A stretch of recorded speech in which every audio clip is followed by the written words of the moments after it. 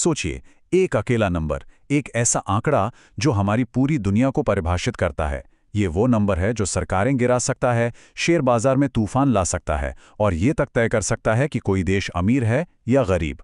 जी हाँ, आज हम उसी नंबर की बात करने वाले हैं, जीडीपी। हम सब इसे खबरों में रोज ही सुनते हैं, है ना? जीडीपी बढ़ गई, जीडीपी गिर गई। ये हर इकोनॉमिक डिस्कशन का, मतलब हर आर्थिक बातचीत का सेंटर पॉइंट बन गया है। समझिए कि एक फटाफट वाला स्कोर कार्ड है जिसे हर कोई देखता है ये जानने के लिए कि देश की इकोनॉमी चल कैसे रही है। तो सीधे साधे शब्दों में इसका मतलब क्या है? देखिए, एक साल के अंदर किसी देश की सीमाओं के भीतर जो कुछ भी बनाया और बेचा गया, उसकी कुल कीमत, मतलब कारें, कॉफ़ी, सॉफ्टवेयर, यहाँ तक कि सैलून में मिलने वाली सेवाएं, सब कुछ इसमें जुड़ जाता है। पर यहाँ एक बड़ा सवाल खड़ा होता है। क्या जीडीपी का एक बड़ा नंबर हमेशा एक बेहतर जिंदगी की गारंटी है? हम अक्सर मान तो यही लेते हैं, पर क्या ये वाकई पूरी कहानी बताता है? तो चलिए, सबसे पहले ये समझते हैं कि आखिर जीडीपी को किसी देश की अर्थव्यवस्था का रिपोर्ट कार्ड माना ही क्यों जाता है। देखिए, इसके पीछे का लॉजिक बड़ा सीधा सा है। अगर इकोनॉमी ज्यादा चीजें बना रही है तो इसका मतलब है कि नौकरियां ज्यादा हैं और लोगों की आमदनी भी ज्यादा है, और इसका मतलब ये हुआ कि लोग पहले से बेहतर हाल में हैं।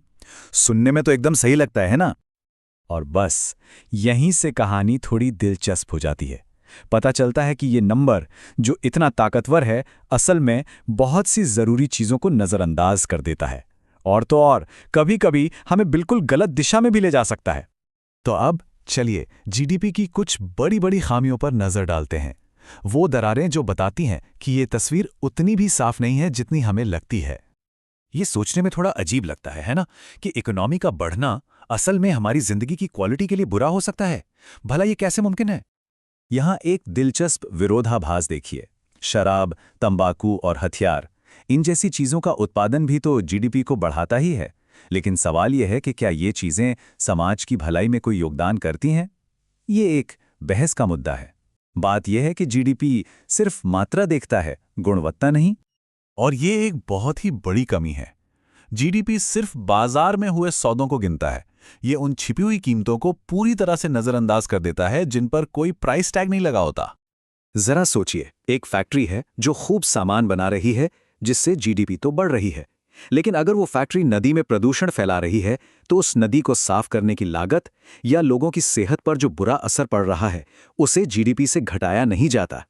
बल्कि मजे की बात तो यह है कि अगर लोग उस प्रदूषण से बीमार होकर इलाज पर पैसा खर्च करते हैं, तो वो खर्च जीडीपी को और भी बढ़ा देता है। और देखिए, ये कमियां यहीं खत्म नहीं होती। जीडीपी हमें इनकम इनइक्वालिटी, यानी आय की असमानता के बारे में कुछ नहीं बताता। क्या सारा पैसा बस कुछ ही लोगों की जेब में जा रहा है? ये घर पर किए गए काम, जैसे बच्चों की या बड़ों की देखभाल, जिनकी कोई तनख्वाह नहीं मिलती, उसे भी पूरी तरह नजरअंदाज करता है। और हाँ, इनफॉर्मल इकोनॉमी, या जिसे ब्लैक मनी कहते हैं, उसका तो कोई हिसाब ही नहीं रख पाता। तो सवाल उठता है कि अर्थशास्त्री इस नंबर को ज्यादा सटीक बनाने के लिए करते क्या हैं? खैर, एक तरीका है महंगाई, यानी मुद्रास्फीति के असर को इससे हटा देना।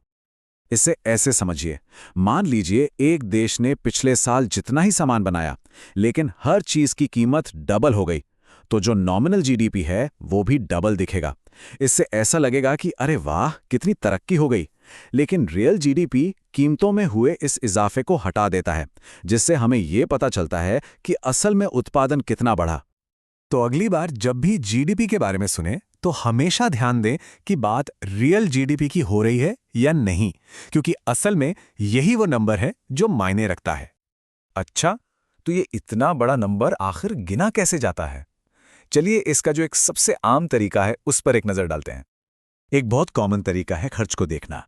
मतलब इकोनॉमी में जितना भी खर्च हो रहा है उसे बस जोड़ दो। पहला प्राइवेट कंजम्पशन, यानी हम और आप जो सामान और सेवाओं पर खर्च करते हैं। दूसरा सरकारी खर्च। तीसरा बिजनेस जो इन्वेस्टमेंट करते हैं। और आखिर में चौथा नेट एक्सपोर्ट्स, यानी हम जो बेचते हैं और जो खरीदते हैं उसका फर्क।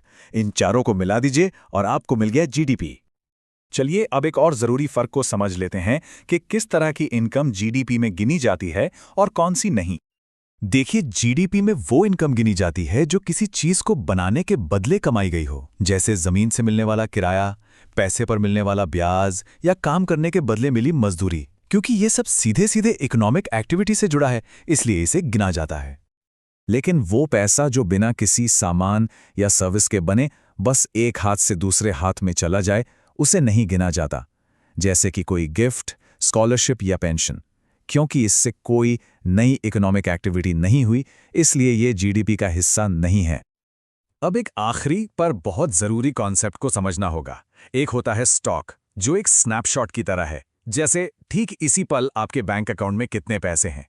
और दूसरा होता है फ्लो, जो एक वीडियो की तरह है, जैसे एक महीने में आपके अकाउंट में कितने पैसे आए और कितने गए। और दोस्तों, यही इस पूरी बातचीत का सार है। जीडीपी एक फ्लो है। यह हमें बताता है कि एक साल में इकोनॉमी में कितना पैसा बह रहा है। यह हमें ये नहीं बताता कि देश के पास कुल दौलत यानी स्टॉक कितना है, या फिर लोग असल में कितने खुश हैं या कितने स्वस्थ हैं। तो अगली बार जब आप जीडीपी के आंकड़े सुने, तो सिर्फ उस नंबर पर मत रुक जाइएगा। जरा उस नंबर के पार देखने की कोशिश कीजिएगा। खुद से पूछिएगा, ये ग्रोथ आ कहां से रही है, इसका फायदा किसे मिल रहा है, और सबसे जरूरी, क्या ये वाकई एक बेहतर, स्वस्थ और खुशहाल समाज बना रही है? क्योंकि असल सवाल तो यही है।